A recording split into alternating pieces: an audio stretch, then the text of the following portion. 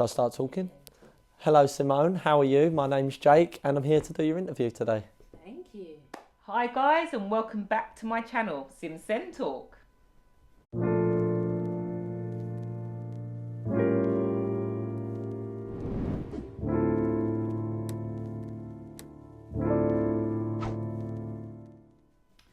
Guys, how are you doing?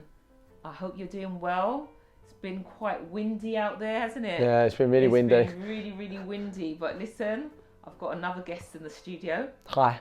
Guest, would you like to introduce yourself? Yeah, sure. My name's Jake Hammatt and I am a self-employed personal trainer. Thank you very much. You're welcome. Now, can I just say, Jake was my personal trainer. And I'm going to leave your details sure. in the comments Oh, that's lovely. But he's been absolutely amazing. Oh, bless your heart, bless your heart. And also, you trained my sister. Yeah. And my nephew. The whole family. I have to get my mum involved. Please. Get everyone, the neighbours, the lot. Just chuck them all my way, I can handle it, I'm sure I can. Honestly, yeah. Like you've been, like, some of what you shared, which I'm going to share with everyone today. Absolutely. I just thought, I was like, Jake, I don't even know, but I've got a YouTube channel and I would like to interview you. And you were like, yes, I'll take it. Honestly. Yeah, I couldn't wait. Thank you so much. No, you're welcome. Please don't forget to subscribe, like, comment. Please. And over to you. You ready? I'm absolutely, whenever you are. Let's go. Jake, tell us a little bit about yourself. Yeah, sure. So my name is Jake Hammatt. I'm a self-employed personal trainer, my own business called PT Hammatt. I'm 31 years of age and I would say the last 3 years I've been building up my life again because 6 years prior was due to mental health. And then 5 years before that is when I actually started getting into training. I started getting into training when I was about 16 years old. So that's a little bit about me. So in regards to, let's just say mental health wise. So maybe I'll start a little bit at the beginning when I very first started training. So I started training for athletic purposes. I was about 7.5 stone. I was borderline anorexic. And I looked at my idols at the time, Cristiano Ronaldo, Gareth Bale. They had great physiques and I wanted to pursue to have one of those physiques. So then I used to start off in my bedroom, just the typical training, push-ups and my bicep curls. Oh my God, they were like this, they were terrible because I was learning. I built a little bit of muscle and then I got my first compliment from my mum when I walked through the house with my top off. She's like, cool, you've put on a bit of muscle. Oh my God, and I love that. That's brought me to ever since to this day. So then my friend took me to the gym and I've loved the gym ever since. But I started picking up bad habits that didn't help me on my journey in the gym and which didn't help me later on. So one of the examples was when I used to follow bodybuilders, I never really understood, but they used to eat a lot of meals a lot of the time. So the idea was maybe eating every 2 or 3 hours. Well, I was eating every hour. So it become to a point where it was borderline, even though it was clean, healthy food, but subconsciously and psychologically it wasn't healthy because I had to eat every hour, which then I got in arguments at work because I didn't want to work, which means it put me in the money troubles. And then it led on to worse things as time went on. During that time I spoke this about with you briefly, I met the wrong person at the wrong time and I didn't know how to get out of that relationship, which I'm more than happy to express and talk about, maybe to help some of the viewers at home in understanding maybe like what a relationship is where you can't get away from it. But I was in a bad little rut before I even started, and that was just simply because I was I used to wake up, Simone, at 3 a.m. to eat, otherwise I thought I'd lose my muscle. That's how bad it did. It got that bad. It got that obsessive. My mum's electric and gas bill through the roof. I was cooking every hour. And then I'd pre-plan meals. I couldn't go out with family to eat. Now I know that in order to get what you want, sometimes you have to be a little bit different from everyone else to get what you need to get. But there's one thing attaining your goals and there's another thing being well over obsessed. And I don't believe in obsession. And I'm not saying I believe in balance either, but I don't believe in being too overly obsessed when there's no need to be. And there was this obsession with food. I had to eat every hour. And it was good meals. It was things like chicken and rice, tuna and rice, things like that.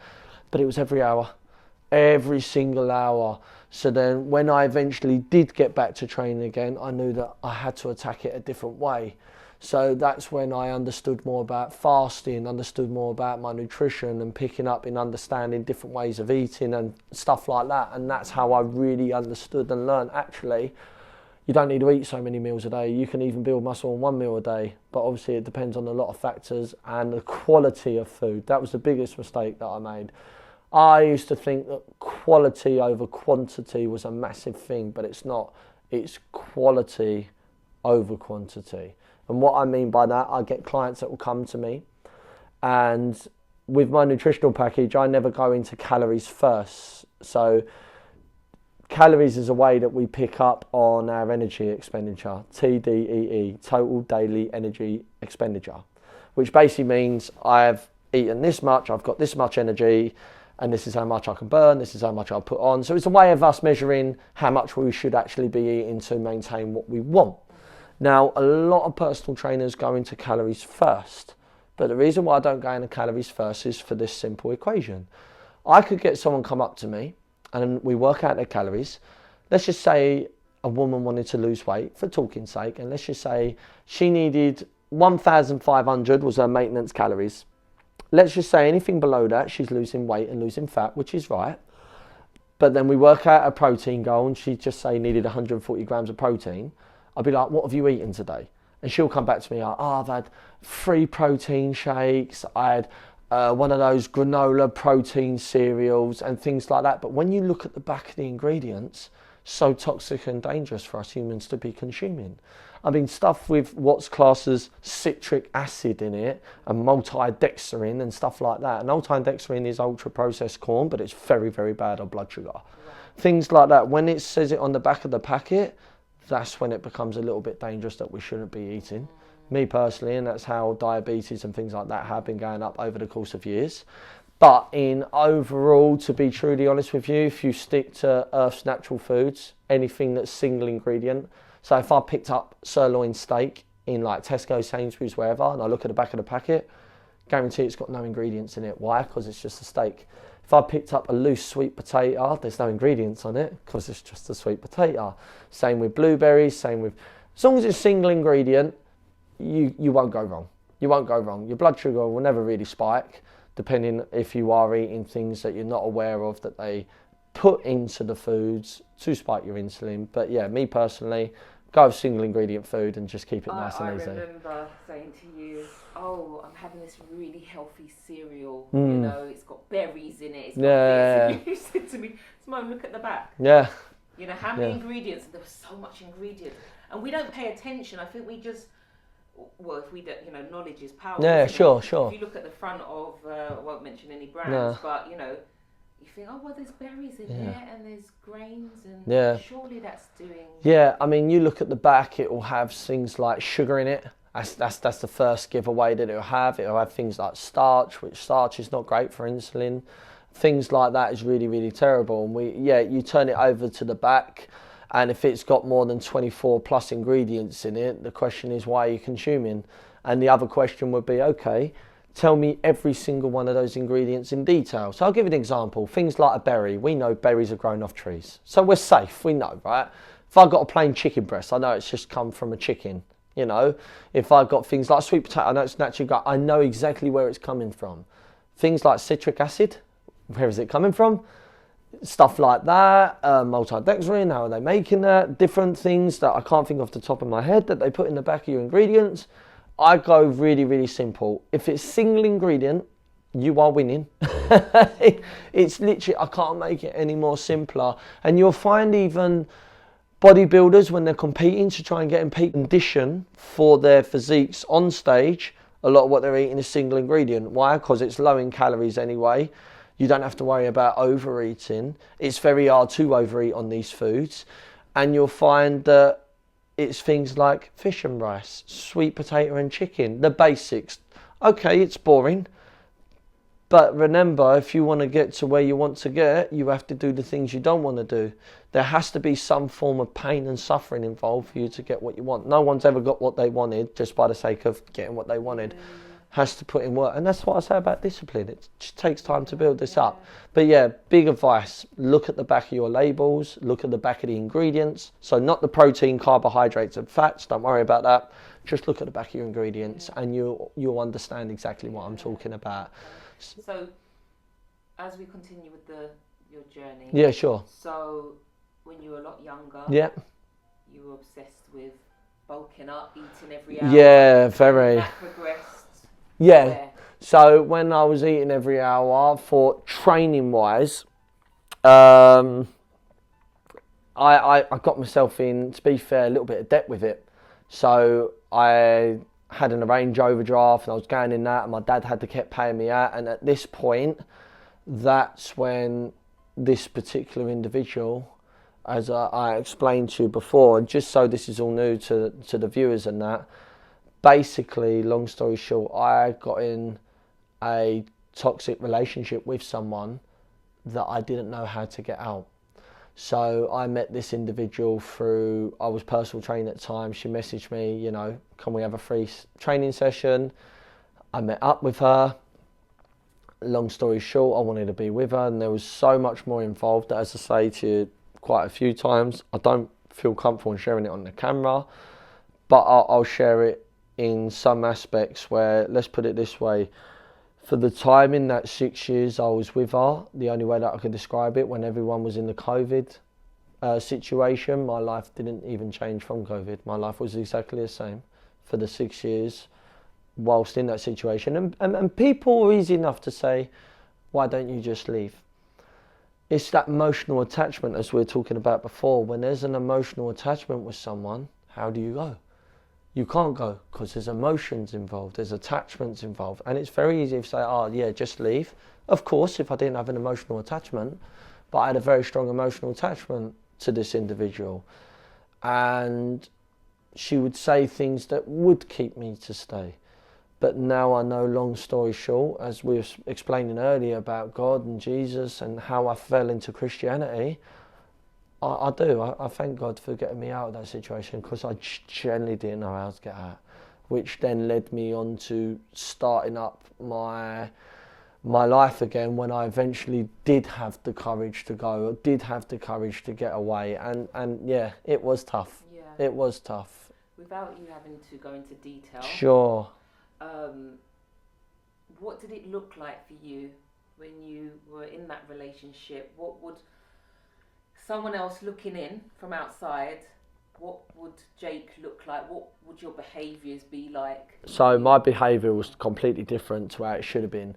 I manipulated people to get money, so I would have money to take her out. I would steal. When I say I would steal off maybe like stalls and things like that, nothing from family. Family, what they bought me, I would sell to make money.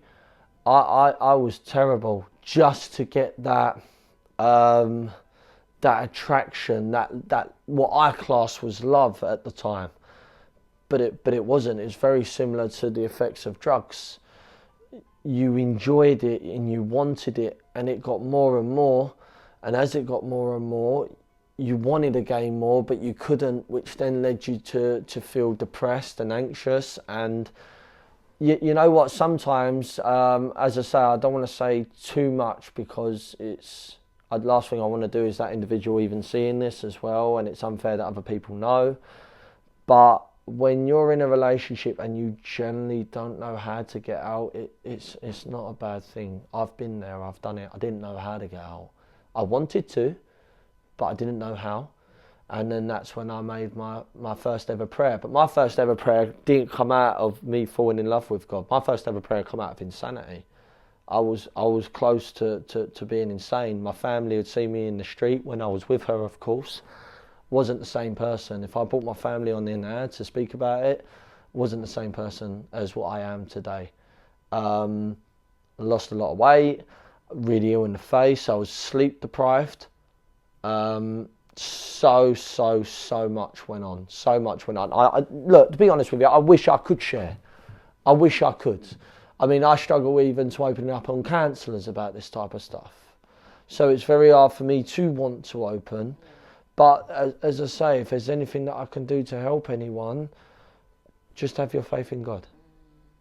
Just have, even if you're an atheist. I was in an atheist family. I was born as an atheist. And an atheist, if anyone don't know what that means, is basically not a lover of God. You don't understand, you don't believe in none of that. You believed in coincidences and things like that. That's an atheist, which I was. But then my first ever prayer come out of insanity. And all I can say, and I said this to family quite close, maybe a couple of years of being with her, I don't think I'd be around, to be truthfully honest. I really don't. I don't know. I could be wrong. Maybe I could have done 3 years. Maybe I could have done 5 years. But the thoughts got stronger. The feeling got stronger of wanting to go because there was no escape route. Imagine being locked in somewhere and you didn't know how to get out. And that's psychological, by the way. That's not what actually happened. It was psychological like that. Yet again, because emotional attachments played part. And I wasn't an angel myself. I did things wrong. But I suppose if I had a chance to explain the story, more people would hear it. Hence why I had to start up my life again for the last 3+ years. And when I did get back, I started in jump evolution again, just to get used to normal social behaviour, because I had no social behaviour skills whatsoever, because I didn't mix with anyone. You were isolated. Yeah, 100%. 100%. I was isolated. I wouldn't be able to mix with anyone. It was hard enough for me to even go to the sweet shop to talk to the people at the counter. I'd say hello or anything like that, but nothing that was like as it is now. I wouldn't be able to do what I'm doing now. I had to build up my whole social interactions again. Yeah. I was heavily isolated. Yeah. Your family must have been... How did they react? It was my fault to begin with. I kicked them to the curb for this individual. So this actually leads on to maybe a bit of advice I can give to anyone. If you're with someone, please don't kick your closest friends and family to that person. Keep them close. Keep them with you always, and the relationship should be built around your family that you've already got. So your mums and dads, your friends and things like that, you shouldn't kick them to the turf just for a new individual that's come in your life. You should build that relationship around the people of your life, and that was a mistake I did. So I had big arguments with my family. Yet again, when I got a chance and I explained to you off camera, you would understand exactly what I mean behind this, because the viewers at home, because I'm only telling, I would say, probably only a third of the story, not the whole lot. It just makes it a little bit hard to put the pieces together. But it's enough, Jake, honestly. Yeah. Even though they might not know the detail. Of course. You've come a long way. 100%. To hear isolation, to hear that you lost a lot of weight, to hear that mental health crisis. Massive. And you know what? There might be people out there watching this who are in a similar situation. Maybe. And your testimony here. Maybe. I mean, I dared to say, because and this is being truthfully honest with you, because there was physical things that happened in the relationship as well, not even from my end. I'm not a person that hurts. I'm not a person that would fight out and hit. But it was more physical on her side to me. And yet again, people are like, why don't you call the police? Why don't you do that? And yet again, it's emotional attachment, right? I'll put it in a light that can make it easy for everyone. Let's just say you're looking after a relative, like a mother or a father or a sister or a brother, and you thought they were mentally ill, and they were doing things that wasn't normal, and they may be lashing out and hitting you, but you took it, one, because they're close, and one, because you love them and it's not their fault. That was exactly the same situation I'm in. And I'll throw that question back. Can you leave your relative? You wouldn't. You wouldn't.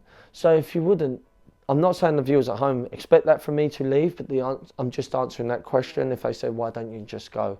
Yet again, I throw that out there. It's the emotional attachment.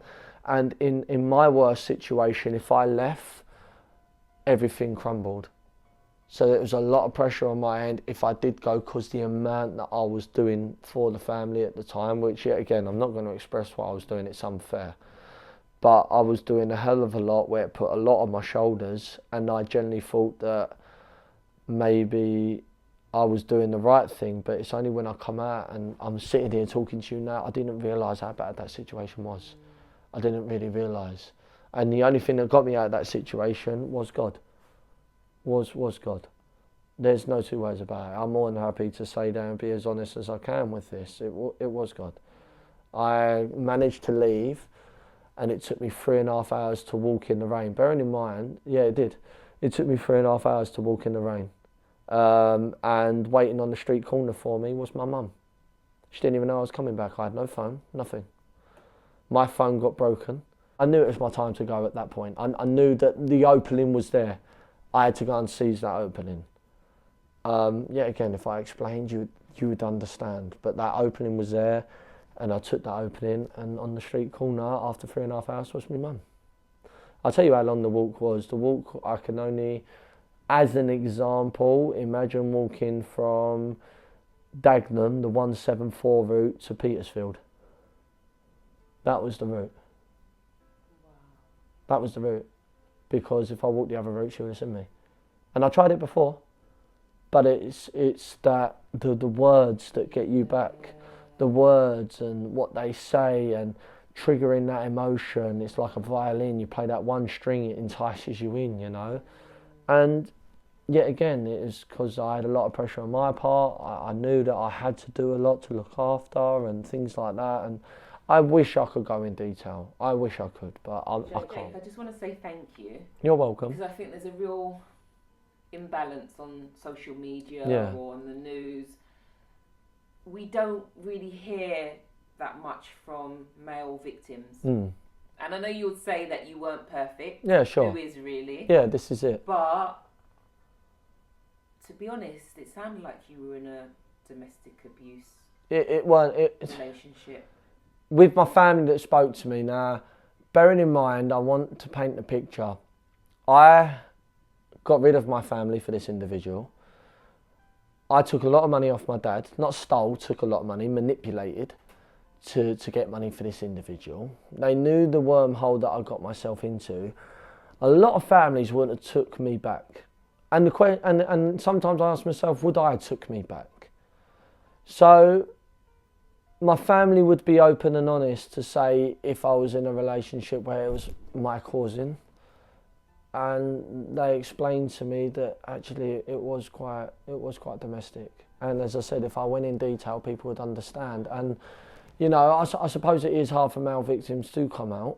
I suppose it is, but then it's just the same, I suppose, with women victims as well. It's just as hard for them to come out. I think what I'm trying to get at. Yeah, sure. With us women Yeah. are seen as quite vulnerable, Yeah. but actually, Oh, yeah. your story. Yeah. There may be many men out there, 100%. as you say, whether it's embarrassment, whether it's shame, stigma. Yeah, a lot of mine was pure shame.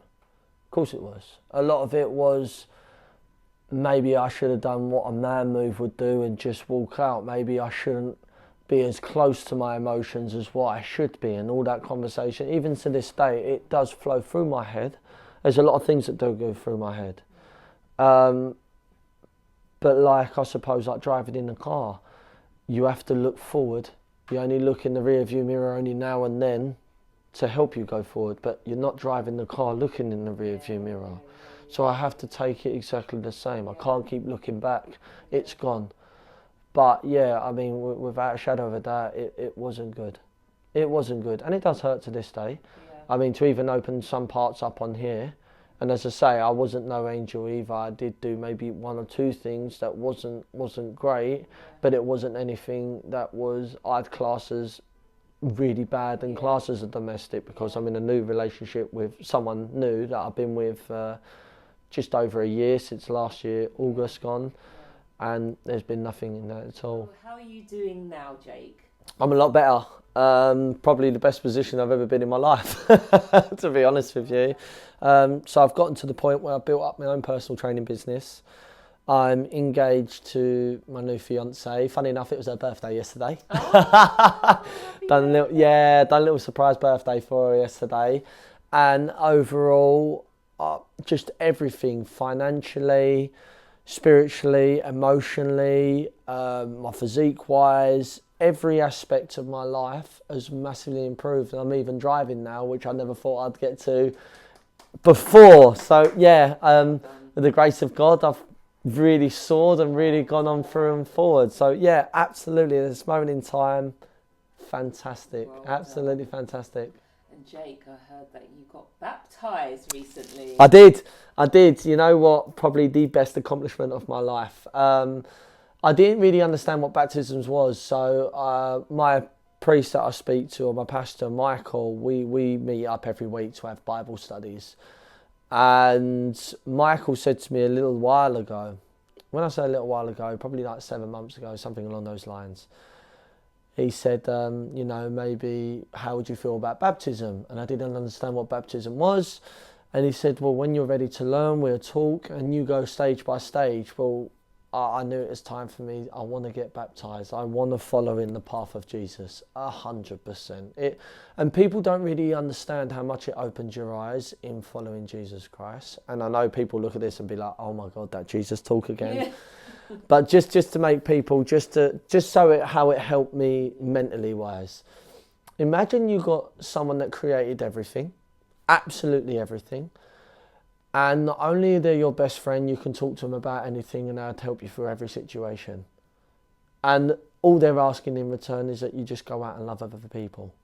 What's the worst in that? What is the worst in that? What's bad in that? So even you don't have to be knocking on door to door trying to preach to people. I'm not saying that at all. But I think for mental health, I think there's no better lover than to be with Jesus, because it made me realise actually I'm never on my own. Someone always there looking out for me. I don't ever have to talk to another human being. I can pray to my God and he answers. I mean, in my time, from when I was with my ex with nothing, bearing in mind I had no clothes, I was signing on universal credit when I was fit to work. Really, truly, actually, maybe mentally I wasn't, because when I did go for a job, because I was so sleep deprived, I fell asleep in the interview. And that was the truth of it. I just fell asleep in the interview. Wow. Yeah, it did get really, really bad. But from that stage, now, being able to drive, coming back to social interaction, building up my PT business with people like yourself, now I'm on this interview, to meeting the woman I've always wanted to be with, being engaged to art, building up my credit score again, because my credit score was blacklisted, and now I'm on the mark, I think 578, which is pretty good average, okay. Yeah. So I'm building up my lines again. So without a shadow of a doubt, it hasn't done me any harm. In fact, it's done me more grace than good. And all I do is just return God's will, love people, be there for people, show kindness, show caring, show honesty, be gentle, self-control and discipline, the two big major ones. Yeah. That's the way I can explain it. People, I think, when it comes to maybe being a Christian and maybe following Jesus, they're worried because it's a cult, which I completely get. As I said, I'm an atheist. I was born an atheist, right? But you don't have to be like that. Many people know that Many people know that I'm not even a Christian. They didn't even know that I was a Christian until they spoke to me as you spoke to me. They just thought I was a genuine person. But it's the fact of how it helps me mentally. All I can say to you guys, if you're struggling out there mentally and there's something that you haven't tried, what's the worst in praying? What's the worst in it? No one, there's no money involved, there's no signing up fee, there's nothing like that. You don't even have to tell anyone you're praying, because that's the beauty of it. It's in secret. On this interview right now, I'm not telling Simone about half of the stuff I pray for. I don't even tell my family half of the stuff I pray for. But I pray and ask for it. If I get given to me, great. If I don't, then I know maybe I'm not ready for that yet. Pray. Follow Jesus. There's nothing wrong that goes behind it. All you're doing is showing love and care. That's my best advice to help anyone get out of a situation that they're in mentally. Bearing in mind, I still struggle mentally now and then, but I've gone to a point where I feel really good in my life, Simone. It's probably the best I've felt in my life ever, to be truly honest with you. Ever. So yeah, great position. Yeah. Great position. And it's interesting because when you map out your journey, because when we first spoke, I thought, you know, the mental health crisis might have come just from that relationship, but from what you were sharing in your earlier years, it all stemmed from that. It stemmed from there. Yeah, so it stemmed early. At certain points, it peaked. Yeah, it did. I got bullied at school. I got bullied when I was at school. I was never even, as I was growing my secondary school, I was never ever great with the girls, to be honest with you. So let's just say 3 of us lads go out and there's 2 girls, guarantee I was the one sitting on the side without the girl in his arm. And I was always like that. I never was good with hot food. I'd only eat cereal. So at that point, I wasn't even eating properly. I done pretty poorly at football, and then I'd done well. I got released, so I was at Charlton, and then I got released, and then I went to other clubs, and it didn't work. So then that affected me mentally. There was nothing in that early stage. I didn't even know what I wanted to do at work. Nothing in that early stage that was great. And then when I left school and went to Tesco's, I didn't see any future for me. I was at a business where I was working for someone else, and I didn't even feel appreciated. So I was into bodybuilding. That was my love for it, and because that was my only aspect of love, then I really took it and enhanced it. And that's probably why I got so OCD with the food, because it voided up that emotional attachment where I didn't know where I was going. So then I overate, and I suppose it's actually the same way of someone that's obese. It's the same symptoms. You overeat to fill that void on where it's pain and hurt. And I'd done it with clean food, so my physique would get bigger and stronger. And then I met that person, and it went even further. So yeah, there was dips, but at this moment in time, and it's only ever since, when I really psychologically sit there and think, it's only ever since I sat there and accepted there was a God in my life looking after me, then it's all flash forward. It's all flash forward. And I wish I could do the same even with my family, because my family struggle with a little bit with some aspects, which I think that we'll probably end up talking about. My sister, funny enough, with little one. Yes, please share with us. So your nephew, Callum, just a point to say, I'm sure the audience might have picked this up. So my eldest son is Callum. So when you shared that you've got a nephew called Callum who's got autism, I was thinking, is there a chance it's the same kid? Yeah. Practically the same. Okay, tell us about Callum. Callum is wonderful. Callum has autism, he has ADHD and ADD, and he is kind of non-verbal. He's getting better with his words. Yeah. He's about 8 years of age now. Even last night when we took him to my missus for the first time, and it was hard because it was a new environment, but we knew he loved the fireworks. So this is the way I'd get him out of the car. I had to go to the car, bearing in mind my sister's very small and he's getting taller and bigger and stronger because he's getting older. Now I have to pick him up if I'm around. So I got to the car, pick him up now. He's fighting and screaming just to take him and see the fireworks. He see the fireworks, ran back in the house, and now he's kind of going off, but his temper started cooling. And he really started to enjoy the fight, and he started getting closer and closer and closer to the door. But he's really, really funny, Simone, really funny. So my sister was singing a song, and I don't know what song it is, right? But he has this tendency, if he says goodbye, that means he doesn't want to be around. He doesn't want you to be around him. He wants you to go. So if he says the words goodbye, that means goodbye. So my sister was singing the song that he has to repeat. And the repeat word was roll over.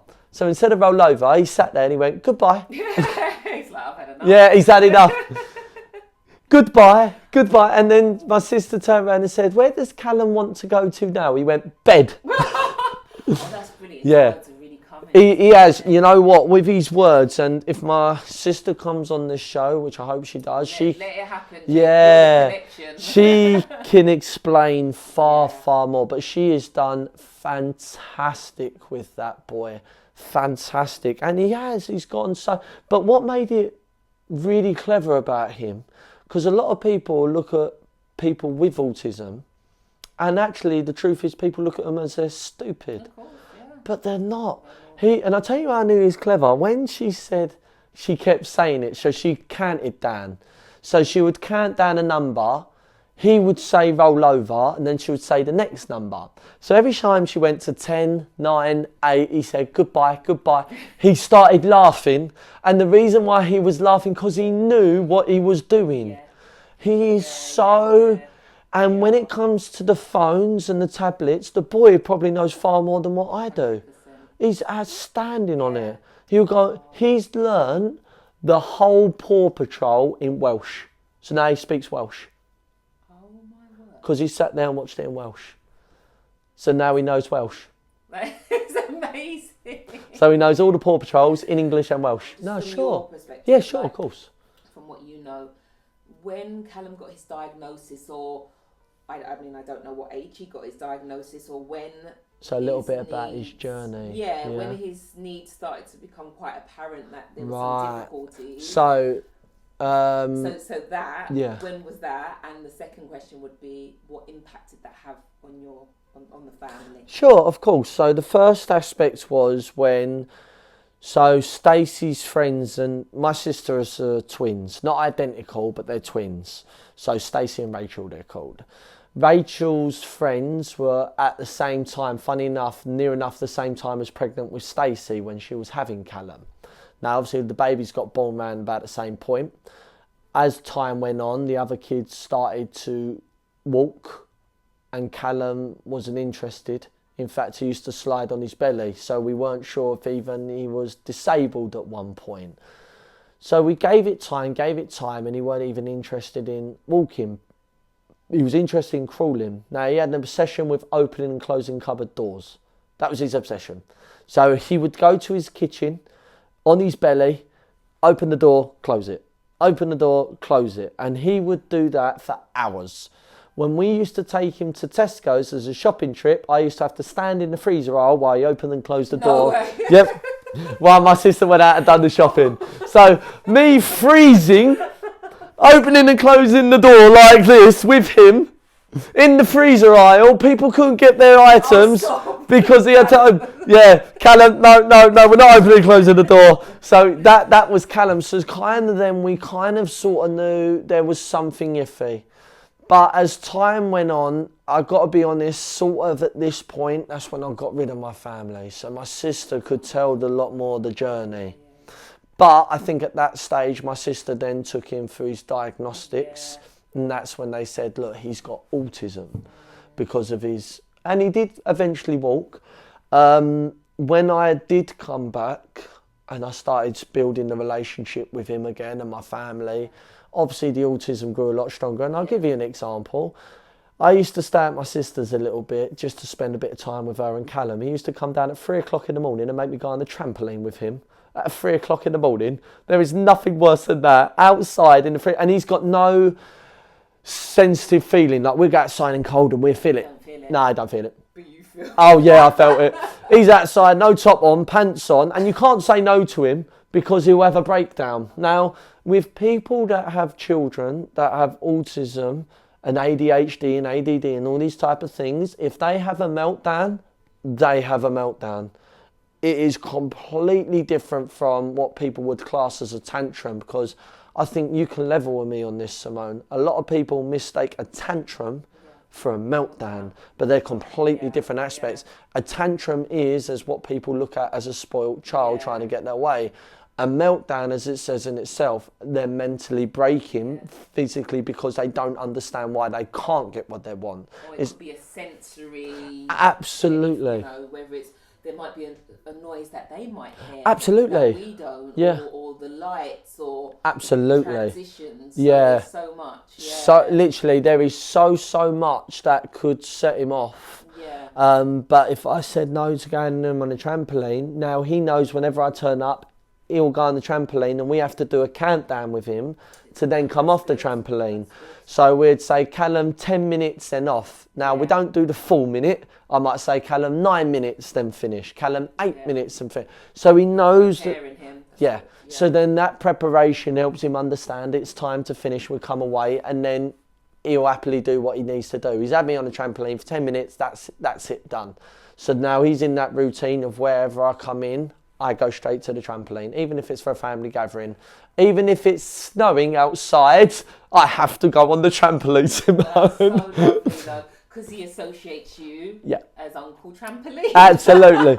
Associates me with the trampoline. Yeah. And then I go on there, and the worst thing about it is he doesn't jump with me, he lays like this, and I jump him. He's getting that, the sensory input. Yeah. And he enjoys it. Like, my sister's got a video I'll show you after we finish this interview of him doing his numbers and him with talking about the Paw Patrol, and he just absolutely loves it. And even little things, going back onto his when you were saying when did we kind of find out, he used to love rewinding and starting the TV. So rewind it, pause it, forward, rewind, pause, forward, rewind, pause. Repetitive. There wasn't rewind to see that certain bit and that certain event. Rewind, pause, pause. And he had that, and the impact that it had on the family, I think it's hard because I wouldn't want to talk for my sister if she might have felt different. I think it was a shock, and I think it was hard. But my mum has been fantastic, and my sister, to be fair. My family have been brilliant for my sister. I'll have to get your mum on it. I'd love to have. Yeah, I'll bring the whole lot. I'd even bring Callum down. You've got a trampoline there. The two Callums jumping. Oh, they would love it. They would love it. My sister is a single parent of 2 because he has an older sister called Sky. Sky is brilliant with Callum. Brilliant. She has everything to do with him. She'll look after him. Like, we came all round to my girlfriend's birthday yesterday, and my sister brought Callum down to see the fireworks, and Sky helped, and it was just it was amazing. Absolutely loved it. But I think it was so lovely that there seems like a real strong family unit there. 100%. And a connection. 100%. You know, and that's what's important, because us and families can feel quite isolated. Yeah. There are people that, even family, that, I read it the other day, almost wish you well from a distance. And not everyone's malicious with it. Sure. Some people just don't know how they can support. So, and that's it. Just to say thank you to you that, that you are an uncle that is very involved, I must admit, I used to, when I was at Jump Evolution, before I went into the gym and started personal training, this is when I come back, I used to do the Send sessions at Jump. So I used to host them. Wow. And the Send sessions at Jump Evolution were different. The lights were on, the music was off, so it was nice for the kids. And the rules were very restricted. Like, normally the kids weren't allowed on the walls. Well, the children are Send children. It's impossible to tell them to come off a wall. You would ask the parent or guardian, but you wouldn't ask the child itself. Unless you could really see that the parent was struggling, and maybe you could do something to help. But anyway, I used to have a really good relationship with the parents, and when I used to listen to them, and it was even hurtful, some of their best friends they had been with, as soon as their child was diagnosed autistic, people don't talk about this, just sodded off and left them, wanted nothing to do with them. And then they felt isolated in themselves, bringing up a child. And a lot of people would say, like, don't abandon your child, and it's like, what do you do? Like, some people actually take their autistic children into, what's it, like a care home, is it? Yeah, like a residential. That's it, like a residential home. And it's like, people, they would feel like they're a bad parent when they're not. No. It's, people don't understand how tough that is for those parents. Now, bearing in mind, I'll probably only spend maybe a couple of hours a week with Callum, maybe, depending on work and things like that, and that in itself can be quite challenging. My sister has to do that 24/7, and people don't understand, like, at night time you get you don't get no sleep, and like, she's got a bed for him where she zips up, so now he's in the bed. So he can't come out, and then in the morning she'll open the zip to let him out, and people will be like, that's terrible, but it's, if he come out of the bedroom, havoc is loose. Or something quite serious could happen. Things that you don't think are things are now things. So, like, as simple as opening a window, that is a thing. Because he could jump out. Because people don't understand in actually how bad it can be. Little things like shampoo bottles. He could open it and want to drink it. People don't understand. Like, and it's a constant risk assessment. Oh, absolutely. Sometimes you're not aware, and then there's certain habits that my Callum might have done as a child, still a child, as a toddler, and then I'm like, okay, I know how to deal with this. Yeah. And it can change as they get older. Yeah. And as you mentioned about, and in fact, the lady that I interviewed, Sam, not too long ago, she mentioned about her little one who's just 4, opening the window. And so now, because that's happened, then you can get the locks. But imagine if you weren't there watching that. Yeah. It could be really Callum's escaped a few times. My sister's had to go. Yeah. So like, as frightening as, and you try your best to make sure everything's locked up. But if, like, exhaustion, in some countries, sleep deprivation is used as punishment. Sleep deprivation is probably the worst thing. Of course. Like, imagine you not sleeping or me not sleeping well. You're making mistakes. Your concentration's not there. And then you've got to look after a vulnerable child as well. Anxiety, depression creeping even heavier because you're not sleeping. Sleep is a #1 powerhouse. I explain this to anyone. Sleep is more powerful than any steroid and any drug. Do you know what? You told me that, and then I started to do a bit more research. And I'm like, it's underrated. Very, very underrated. Because sleep is so important. Like, I even saw something like weight loss. Sleep is also important. Yep.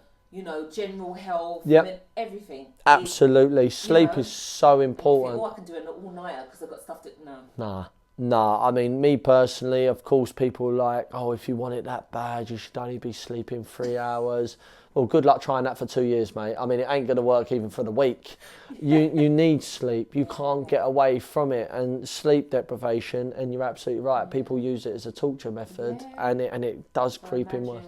So, yeah, I mean, I do feel for parents with children. And even little things, as I said, like the shampoo bowl, like Callum, in the summer, he knows that it's summertime. And he knows it's the 6 weeks holiday. That means he can open all the doors in the house and all the windows.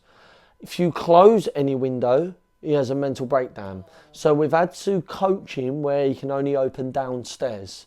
So now my sister's had to get another gate outside her house so he can come outside and he can't get over that first original gate. And it's just, people don't even understand the money involved. My sister, Callum went through 2 TVs in one day. He broke 2 TVs. Why? Because the Wi-Fi went down. Wi-Fi went down, had a meltdown, threw the remote at the TV, first one broken. She went and got another TV, brought it up, mounted it up. She went to turn the Wi-Fi on, he realised it wasn't working, threw the remote, smashed it. 2 TVs in one day. In one day. Because people don't understand. I'll tell you what, Simone, I'll never forget, I was at Jump. This lady, she had 2, what did she have? No, she had an older child called Bluey, and he was severely autistic, and bearing in mind 2 little twins that she was looking after as well, and these twins were like 3 years old. She was looking after the 3. An elderly autistic boy, I would say between the age of 6 to 8, now bearing in mind it's a couple of years ago, and 2 little twins. I had to go up to her and I'd say something to her. I turned around and said, you know what, you are absolutely fantastic as a role model, and you are at every mum should be. And just that little comment made her whole day. Oh. Because I understand if my sister had that comment, and even yourself, one person takes one comment when they see that you're struggling with a child that has autism, just that you're doing really well, carry on. Just change that whole aspect. And people don't realise, because it's so easy, like you'd be on a public bus or a public train, people give you that, So you just think they're a naughty child? Yeah, exactly. They just think they're a naughty child. But actually, when a parent is struggling, I think more of us should at least encourage. You're doing really well. Don't worry. Just keep continuing. You'll be there. Is there anything I can do to help? Yeah, again, following Christian beliefs, isn't it? Looking after each other. That's right. And it's that simple. But Jake, thank you so much. No, you're welcome. Bless your heart. You're lovely, you are. Because you're not...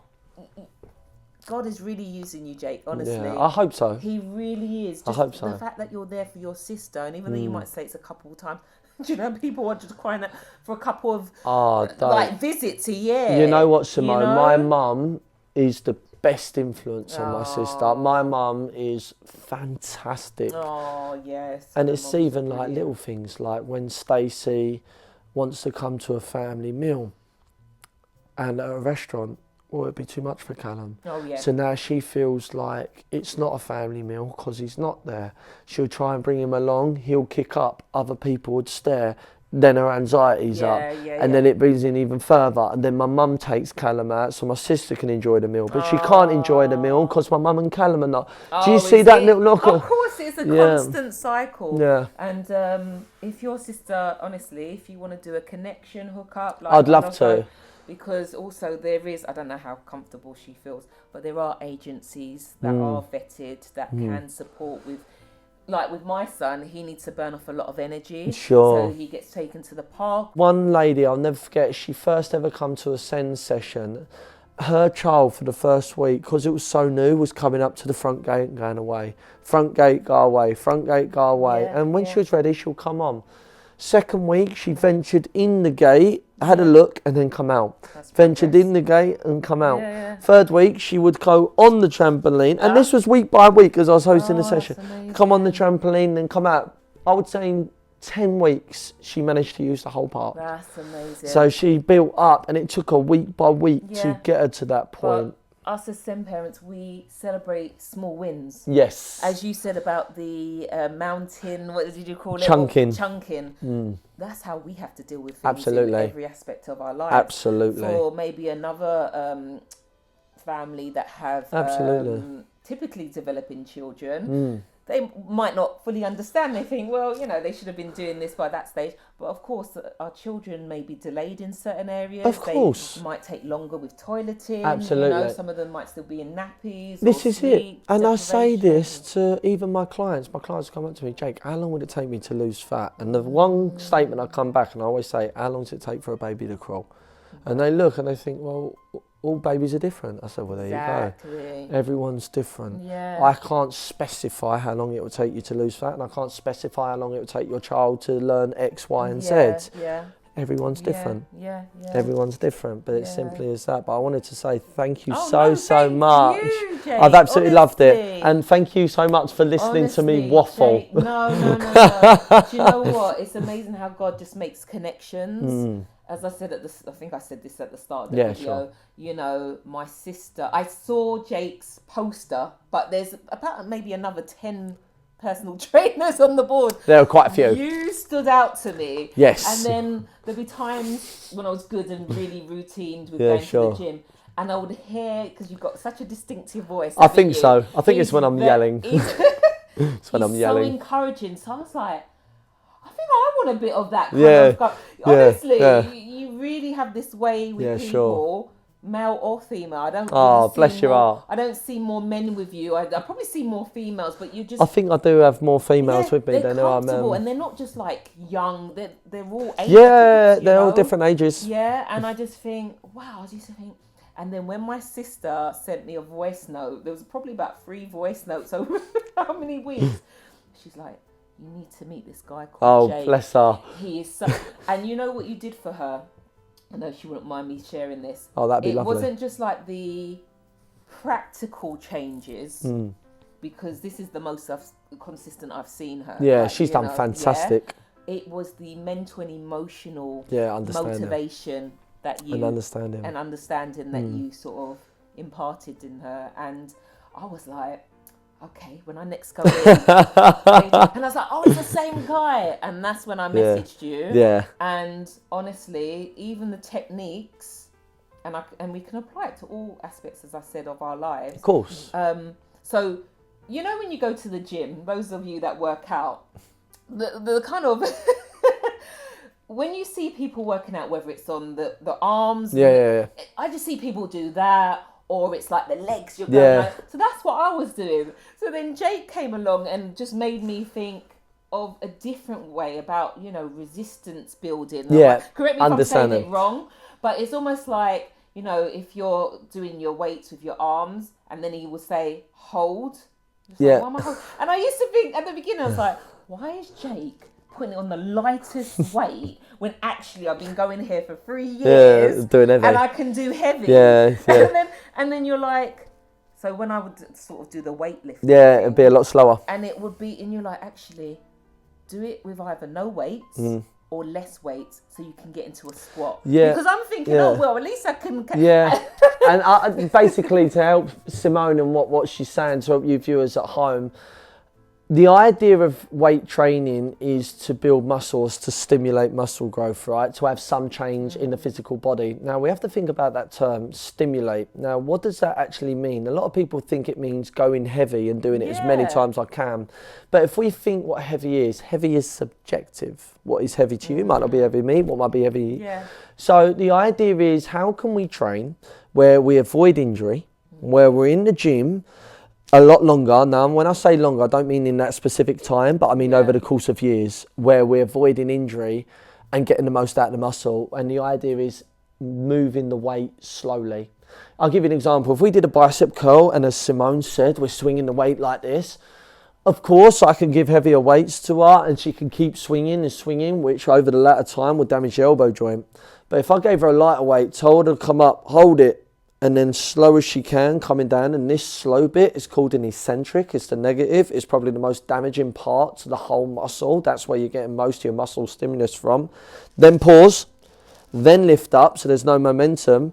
Guess what? That weight is now cut in half, so she can't lift as heavy. Now, a lot of people say she can't lift as heavy, that means she's gotten weaker. It's completely false. In fact, she's corrected her technique and her tempo, which means now she can build on that. Now she can get stronger. And the best thing is, she's become more flexible because you could put the joints in different positions that you couldn't do before under resistance. Now, resistance is not heavy weight. Please have a look at my Instagram, pt_Hammatt, and you can understand a little bit more what I'm talking about.